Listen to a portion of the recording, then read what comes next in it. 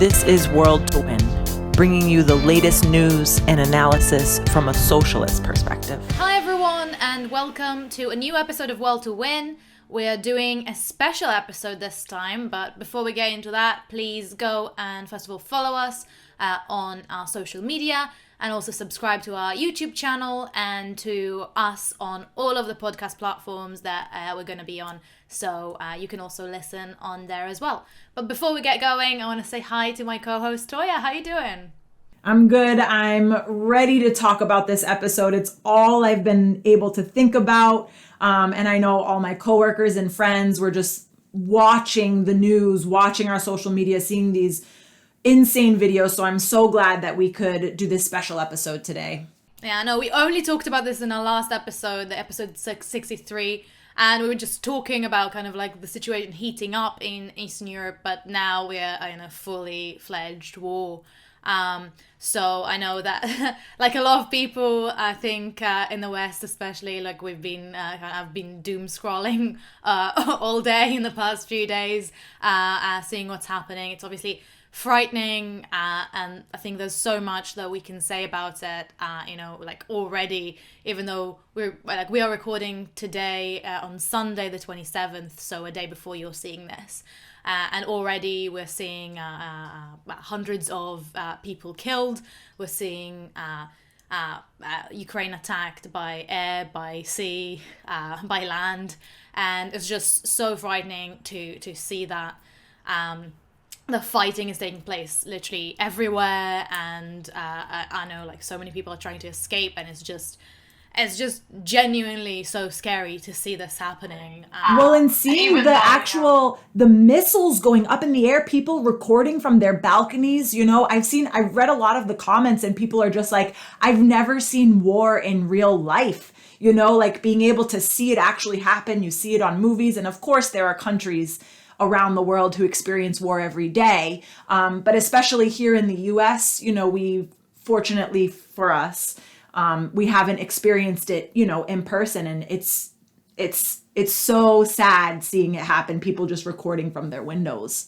Yeah, I mean, obviously, coming from Tel Aviv, I have seen missiles in real life, but it's nowhere near on this scale that's happening right now. And I can't imagine what it must feel like in Ukraine, but also in the surrounding regions that, have so much going on. But I think especially what is really fascinating to me in this is how, compared to, the last major attack on Ukraine in 2014, we are seeing so much more kind of opposition to it, not just internationally, but also in Russia itself. So I know that we've seen kind of major protests of thousands, even hundreds of thousands of people around the globe, but we've also seen places in Russia where people are trying to oppose, and obviously the government in Russia is not having any of it.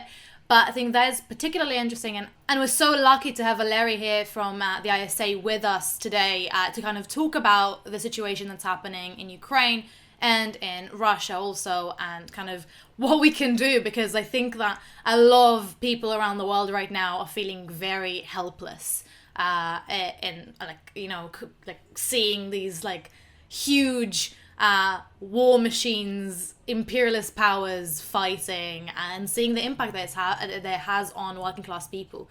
So hi Valeriy, I'm not going to ask you what you've been doing in the past week, because I think we can all imagine, but how are you doing?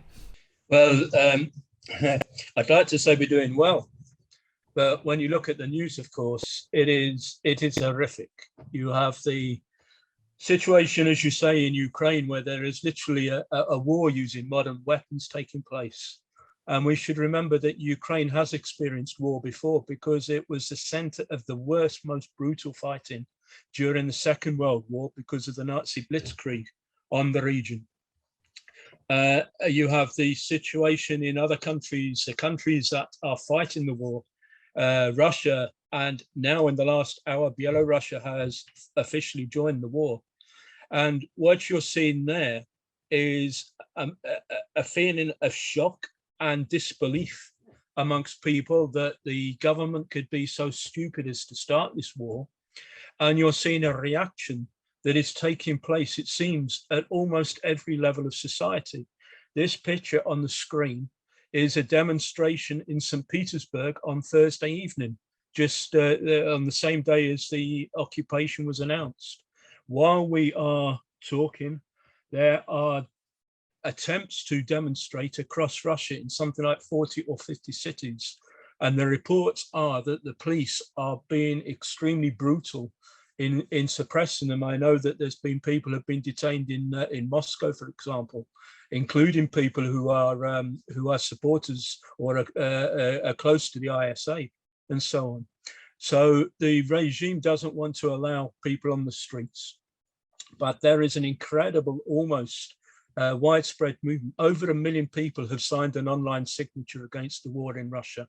You've had letters and petitions written by medical workers, by teachers, by IT workers, by students, and they're all collecting thousands of signatures. And what is important is that people know when they sign a piece of paper like this in Russia, they're going to have to pay for it. There have already been cases of teachers who've been called in by their head teachers and told you either remove your name from this petition or you have no job to go to. And people know about that and they know the risks and they're still prepared to go out and say enough is enough. We also have in Belarus, today is a referendum.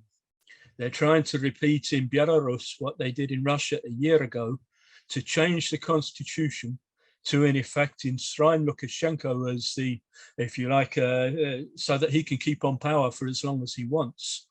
And today, because of the announcement of war, people have been going into the voting booths across the country and they've started to chant, no war, no to war.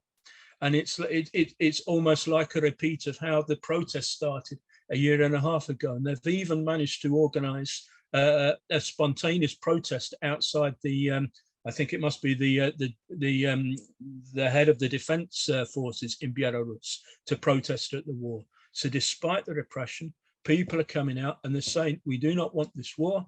We think it is wrong. And we don't understand what is going on.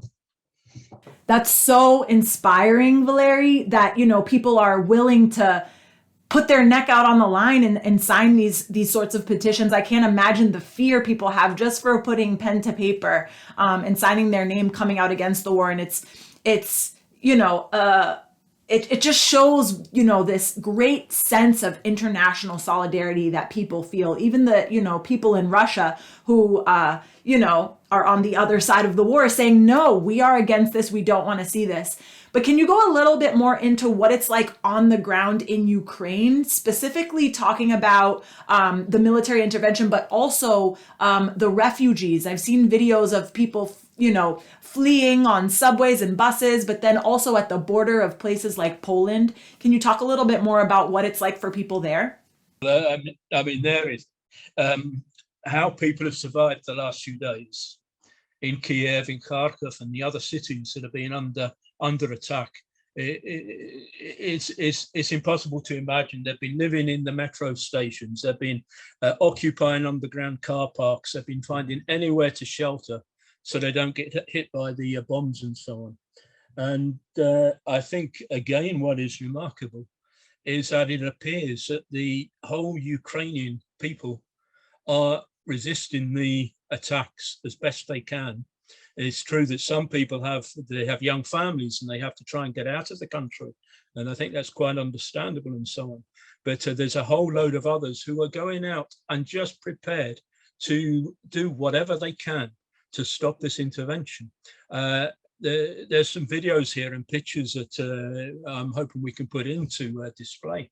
There's one lad who stopped a tank by just standing in front of it and refusing to move.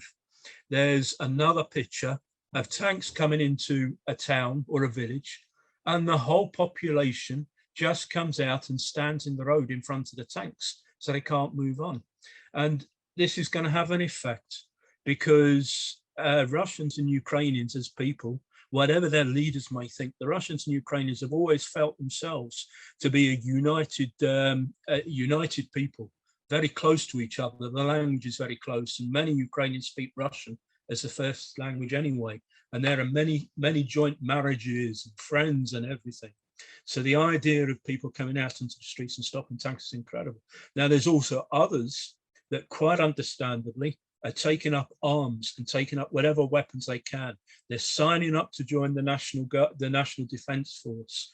They're handing out weapons in Kiev and the other cities so that people have something that they can oppose. And this is important because what is happening is the Russian army thought they were going to get in. My understanding, I'm not a military expert, but my understanding is they thought they were going to have Kiev at least Kharkov under control, and probably Kiev within 2 days. They managed to get some troops into Kharkov, but the troops had been forced out again. And Kharkov is very close to the Russian border, of course. Kiev is a much more difficult situation. You've got a population of 2.5 to 3 million there, all prepared to fight and so on. So that's the one side. You also have the refugees. Now, there's an ISA member who is amongst that crowd on the border because he has a very young family. And within literally hours at the start of the battle, there were rockets falling on a military base not far from where he lives. They could hear them from the window. They had to get out. So they made it to the border. And then, of course, Zelensky announced that males are not allowed to leave the country. So you're going to have this flood of refugees in Europe. And I suspect that the main countries of Europe are going to tell Poland and Romania that they have to deal with them, that they don't want everybody coming across Europe. But you're going to have a lot of women and a lot of children having to deal with all the problems on their own, without the family around them, without everybody else, worried sick because their partners have been left in Ukraine and are having to take up arms, join the army to fight this intervention and so on. So there's going to be awful problems that are faced. And I'm really concerned that while at the moment the European leaders are sort of treating with sympathy and talking about this flood of refugees and how poor people are, I want to see them and I want to make sure that we have a fight to make sure that they are providing proper resources for them, so that people have places to live in, so they have money to live on, so that they have the health care and mental health care that they're going to need in the very, very near future, so that we don't have the problem with refugees that has been had before. Unfortunately, I don't think European leaders are going to be up to that. So I think we have to campaign for that as well. I think that's absolutely correct. And, like hearing this, and I think a lot of people, like I said, have been reading about this constantly and kind of not really understanding what's happening, and hearing what you're saying now is just, it's genuinely heart-wrenching. Like it's frightening. Like you can't really put yourself in the people in the shoes of the people in Ukraine right now, because of how absolutely unimaginable the situation is there right now. But I think that together with the deep emotional connection that I think we feel, like the solidarity that we feel with what's happening right now, there's also this question of, so why is this happening? Like, there's so much propaganda that's coming from both sides, all sides of this conflict. And it's really, really difficult for us to kind of cut through what is actually happening. So I was wondering if you could kind of explain to us why are the kind of the powers doing this right now? Why is this what's happening? Well, I think I don't think I'm alone in saying, even up to a week or 10 days ago, that I couldn't believe that this was going to happen, because on any basic logic, it's just completely crazy what has happened. But of course, that's not enough to explain what is going on. Over the past period, particularly since the pandemic, we've seen a realignment of the world taking place between the different imperialist powers that has a big effect. And you've had a build-up really over a whole period now of this fight between the different imperialist powers, between China and the US on the one hand. You've had it between the US and Russia, or Russia and Europe as they've been building up, and so on. And it's like two bullies in a playground, that they don't set out to have a fight, but one starts to threaten the other, and then the other one starts to throw the threats back. oh yes, and if you start something, I'll make sure that we hit you even harder, and so on. And it got to the stage where they couldn't back down. And Putin, who has a crazy reactionary ideology based in something out of the 19th century, if you read the material that he's talking about now, who just thought that Ukrainian people were by right part of Russia, when it's quite clear the Ukrainian people don't want to be part of Russia in that sense. They want their own independent state, and they have absolutely every right to their own independent state without any interference. And there is a mood in Ukraine as well that I think is also completely understandable, that for years, NATO, the European Union, the US have been saying, we will protect you, we will help you. Ukraine even applied to join NATO and the EU, and they haven't been turned away. Their application was just put off and put off and put off on the excuse that they haven't got security of their own borders as a country. And now that this has happened, many Ukrainians feel they've been abandoned. I think that's summed up by the comment from Zelensky yesterday, who announced that the Americans had contacted him to offer him and his family a flight out of the country. Apart from the callousness of what about the rest of the Ukrainians? Don't they get flights out of the country as well? But Zelensky turned around and says, we don't need any of your flights. What we need is we need weapons and ammunition.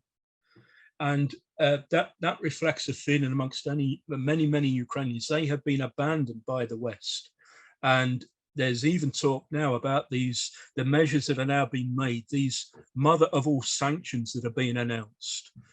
You listen to them and you think, oh yeah, the Europeans and the Americans, they're really doing what they can now. The sanctions aren't going to make the slightest bit of difference to the people in charge. They've removed SWIFT. They've removed a number of Russian banks from the SWIFT IT system, the banking IT system. What is that going to mean?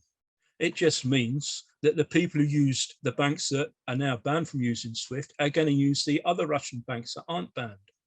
They're talking about making the oligarchs pay out of their pocket. They boasted that on the first day of the war, the Russian oligarchs lost $32 billion because of the 40% collapse of the stock market in Russia and the collapse of the ruble. Yeah, $32 billion for them is nothing. They've got $640 billion in the bank, just the oligarchs.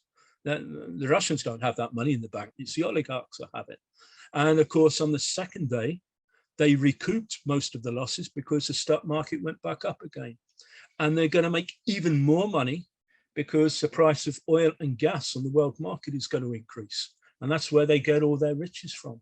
So the sanctions aren't going to make any difference either. What they're doing was summed up by Biden today. I think it was today in an interview. He said, we had a choice. We can either have sanctions or we can have Third World War. And doesn't that really sum up the whole capitalist system?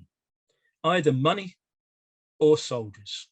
They see no other way out of this than by doing that. And they're afraid of a Third World War for obvious reasons, because that'll hit their profits. So they just think they can deal with money. They don't think for a second, let's take the money out of the banks of these oligarchs. Let's take it out. Forget sanctions, forget blocking SWIFT, which affects more ordinary people than it does the oligarchs. Take the money out of their banks and we'll use it to provide proper homes and jobs and healthcare. And that will demonstrate to the people in Ukraine and in Russia that there genuinely is a better society that we could do. But of course, these captains can't do that because that's against their system.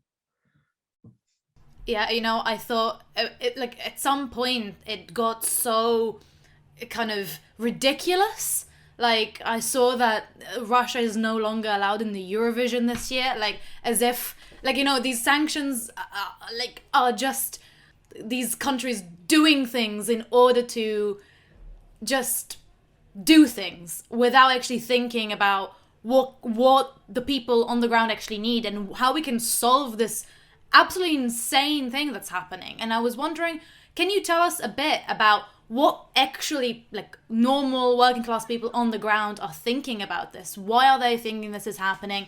And how, like, what is the kind of mood that's going on right now?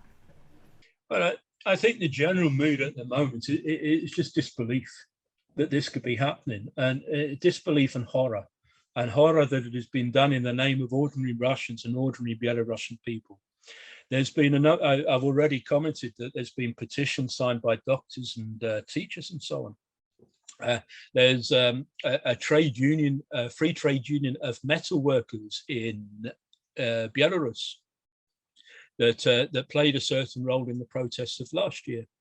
And they issued a statement that they were against the war and that working people would have absolutely nothing to gain from this conflict between the different capitalist powers, which is pretty near to the truth and so on. Of course, their office was then raided that day by the police, and two of their leaders were arrested and so on for speaking out to the war. It's quite clear that most people are against the war. They're worried about the economic consequences, not just of the shutting off of banking systems and so on, but they know that we're going to be paying higher prices. Prices in Ukraine, in Russia, have been going up like they have in the rest of the world anyway. And now they're going to go up even higher. And that is going to affect people in Europe as well, because energy prices are going to go up as a result of this. Food prices are going to go up because Ukraine and Russia supply an awful lot of wheat to the rest of the world and so on. So for many, many people, yes, we're fed up.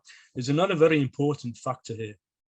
There are now numerous indicators that all is not well within the Kremlin, because it was quite clear from the very beginning that when he had his televised Security Council speech, that it had been practiced beforehand, and the people that wanted to speak against the war were told they couldn't do that. They had to say what Putin himself wanted to hear in that speech. But there were rumors that a significant layer of the senior military were not happy at the plans to invade, and so on and so forth. And that seems to have taken a step up today, because Kadyrov, who is the ultra-dictatorial ruler of Chechnya, has sent, it looks like it's thousands of Chechen troops into Ukraine. And the rumor is they're trying to reinforce the rest of the Russian troops around Kiev and so on. Now, they are really the ultra-violent troops who won't hold back at anything. And because they're not Russian as well, they probably won't have that much sympathy for the Ukrainians.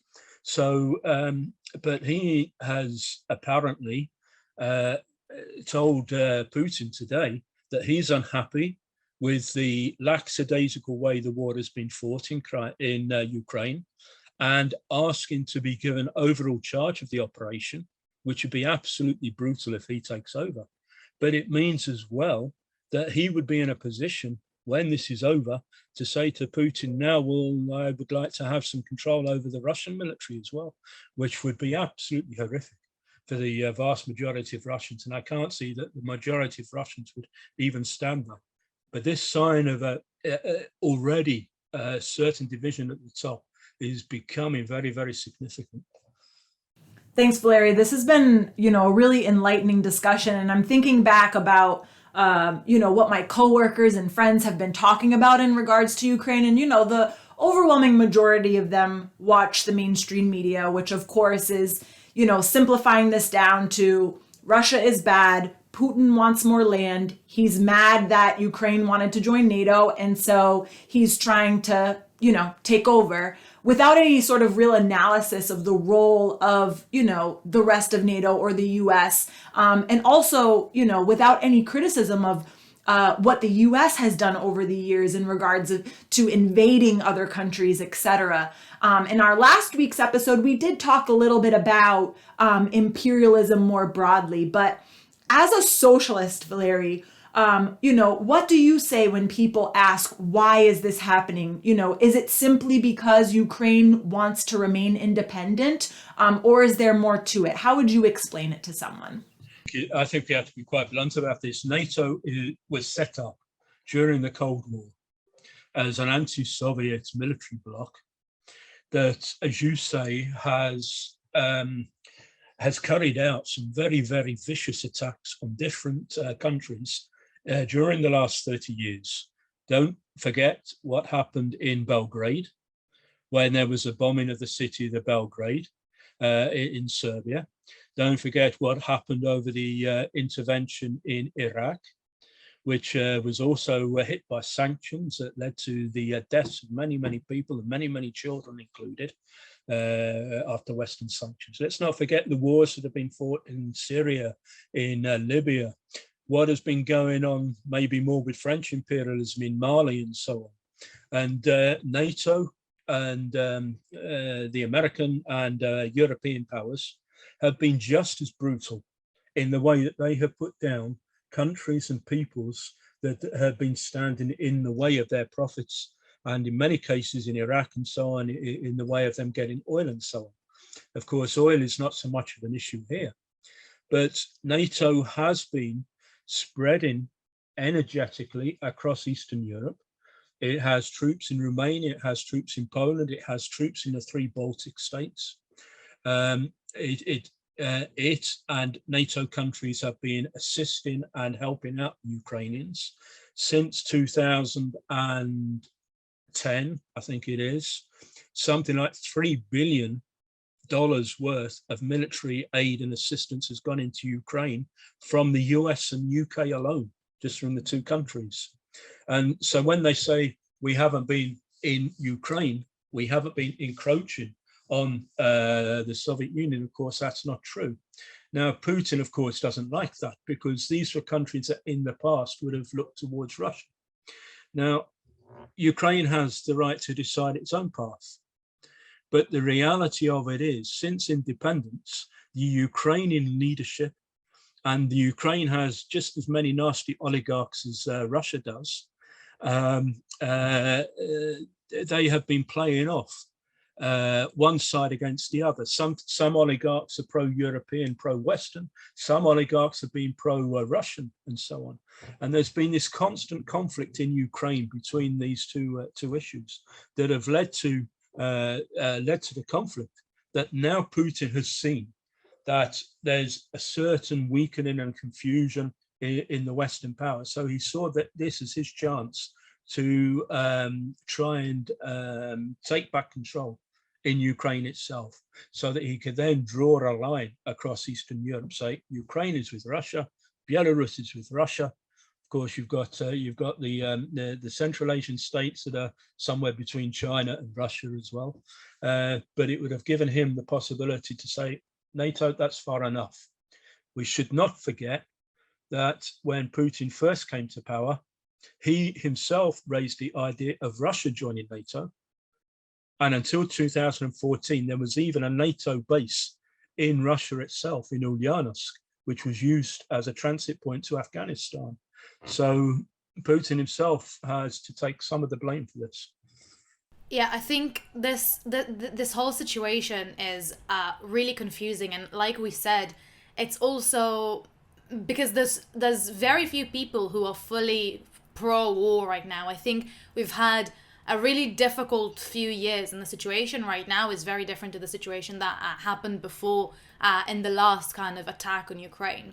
And I think especially when you see the situation in Russia and the kind of mistrust, the distrust within the Russian government and Putin is very kind of glaring. But I think generally across the globe, we've seen these the events of the past few years, whether it's COVID or all of the horrible kind of cost of living issues that have been going on around the world, as well as energy, climate, all of these things just really made people really angry. And in this situation, we talked about all of these previous wars that had similar kind of effects. We have seen, for example, with Iraq or Afghanistan, we've seen huge movements like anti-war movements, and I think a lot of people were also radicalized by these anti-war movements, and by seeing ordinary people just like them being, bearing the brunt of imperialist wars. So I was wondering, what is the situation right now with this? What is kind of like the resistance that is happening, and is there kind of a chance for a similar anti-war movement as well as the sentiment that we are seeing around? Well, I think I was going to say time will tell, but I think time is already telling, because that demonstration that we've seen in Berlin today is absolutely incredible. I don't know how many are on it, but it looks to me like there's hundreds of thousands on the demonstration. And I think that would have a reaction elsewhere in encouraging movements and protests and so on. And of course, Klitschko, who is mayor of Kiev, he will be known to some of those who like the more brutal forms of sport in the West as the former boxer, who then went into politics and became mayor of Kiev. And I think his brother is still a world champion or something. But he has just made a call to Russians to support the anti-war movement, and he's a right-wing politician, by the way, he's not a left-wing one. He's called on Russians to support the movement, not to give any assistance to soldiers that are fighting in the war. He's called on soldiers to refuse to fight. And incidentally, there have been some reports of quite significant, if you like, mutinies amongst layers of the troops, although they are not confirmed. They may be fake reports. Nevertheless, they are out there at the moment. And he's called on people who work in factories and so on to refuse to work until the war is stopped. Now, that sounds like a good idea. It's something that we would call for. But the problem is, and this is the problem, is that after the uprising in Kazakhstan, after the uprising in Belarus, after the uprising in Myanmar, and a number of others in Northern Africa and so on, we've seen that these pro-capitalist leaders lean on the working class when it is a benefit to them. And they're quite happy for the working class to stop work if it benefits them at a certain particular time. But then they turn around and send the working class back to work, and the working class ends up paying for not being organized and not having their own defensive organizations to defend themselves, and not having their own independent political position. So certainly I would support any strikes that are organized or refusals to fight and so on. I think that would be good, but I think the key thing is, and this applies in Ukraine as well, that we should not be having any confidence in the pro-capitalist leaders who at the moment may be fighting with us. But when the fight is nearing its end, they will abandon the working class. They will forget about working class rights and working class living standards and so on, and just use it for their own ends. We have to use this opportunity, even though it seems extremely difficult at the moment, to organize, to put forward independent political ideas. That means, for example, in Ukraine, I'm sure there are people there who are taking up arms themselves to oppose the Russian intervention. I've seen pictures of Russians in Ukraine, Ukrainian citizens, stopping Russian soldiers, asking them what on earth they're doing in Ukraine. I'm a Russian, I want to be a Ukrainian citizen, and really putting the Russians on the spot. And that's what we need. We need working class solidarity, working class organization, and independent working class political activities that can get rid of once and for all of this rotten capitalism that creates these wars and will continue to create wars and conflict as long as it continues to exist. It's funny you mentioned the mayor of that city, you know, a right-wing politician taking up left-wing ideas and really leaning on the working class in their time of need. I had a coworker this morning just send me a video of the Ukrainian president, and, you know, he was explaining to me how brave he is for, you know, taking up arms. And as you mentioned, you know, the US said, we'll get you out. And he said, no, I'm going to stay, which I agree with. A leader should stay with their people, but it just goes to show that we can't simply rely on these capitalist politicians in these extreme dire situations. And it is hard to look in the past or beyond war, but what positions are they taking, outside of a war situation? What have they done for the working class when, their lives weren't being threatened, I think is something that we have to keep in mind for the bigger picture. But Valeriy, it's a very scary time right now, and it's depressing. When you were speaking about the families trying to leave Ukraine and the men being forced to stay and the mothers with their children, my eyes were literally watering up because it's so sad to imagine this sort of situation. But we as socialists, we look at the world situation, we look at our individual lives, and even though they're hard, and we know that there is a way to move forward and there is a better future. So, in this terrible time of war, how can we keep our spirits high? How can we look forward and move forward to a better future, in your opinion? Well, we had a meeting of the ISA executive this week, and one of our German comrades actually made a very, very telling point. He said, we know that capitalism is the midwife of war. But we also know that war is the midwife of revolution.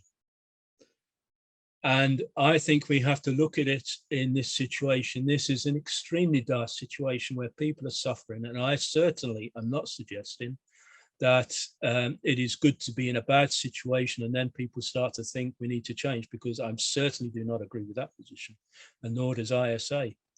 But the reality of it is that this shock to the consciousness of people in Ukraine, in Russia, in Belarus, and across Europe, and clearly as well in the US, is going to make people think even more. What is it about this system that is wrong? And I think, yes, we should be unhappy and angry about what is happening. But the way out of it is to do everything we can to organize against this system.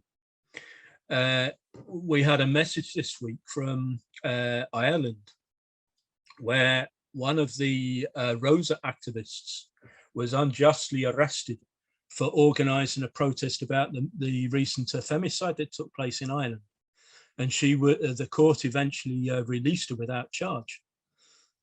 And an Irish comrade wrote to us and said, well, I know it's probably not a major thing at this time to talk about this when there's so much bad going on in the world, but it is a victory.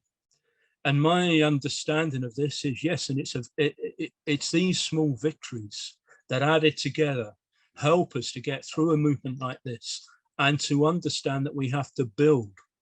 What happened in parts of Europe where there has been an authoritarian regime and so on, is maybe over the last year or so, when it doesn't seem as if much is going on, people have kept their heads low. But when it's been necessary to say something openly on the streets, and then you've had people coming out. So we have to use this as an opportunity now to try and build an organization that really can in the future change this system so this doesn't happen again. I think that is, you couldn't have put it better, really. And I think that the work that our comrades in the region as well are doing is so inspiring. And I think I saw this morning, there's been so many people kind of printing out the posters and sticking them everywhere in Russia. And it's just so amazing to see, because of the high levels of repression and because of how much, is at stake if you do that.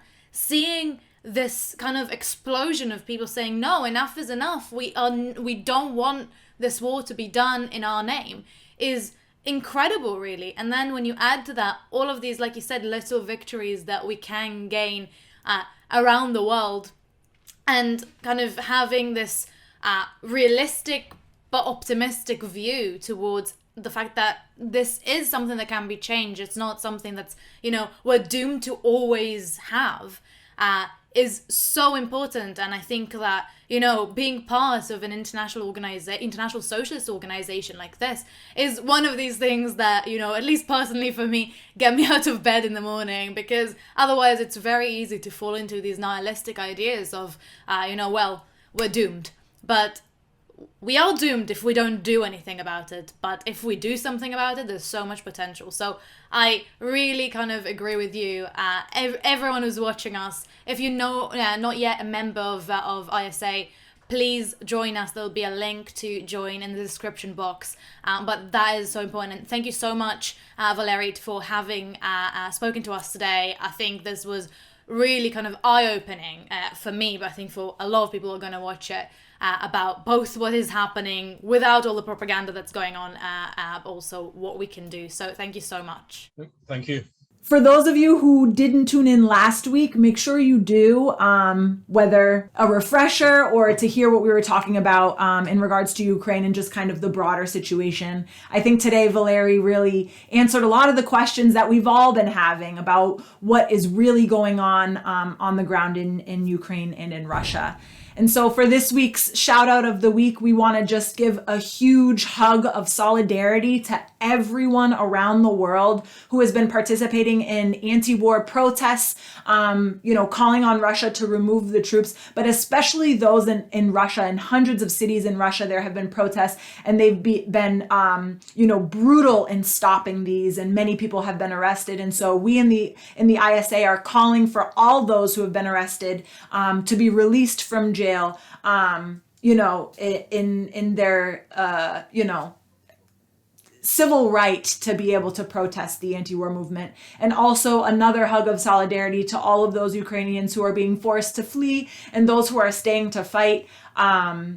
Yes, good luck to you all. And we hope to help build an organization that can stop these types of wars in the future. And so like Yaara said, if you're watching this and you haven't yet considered to join the International Socialist Alternative, no matter where you are in the world, you can become a member, and you can find us in the link below. So thank you so much for watching us today, and we will see you all next week. This is World to Win. Every Sunday, we broadcast with speakers from across the globe, bringing you the latest news and analysis on the fast-moving global events from a socialist perspective. Subscribe to the International Socialist Alternatives YouTube page and click the bell to get notified when we go live for a new episode. Like us on Facebook and follow us on Instagram, because there's a lot to do and we have a world to win. When we fight! When we fight! When we fight! Solidarity!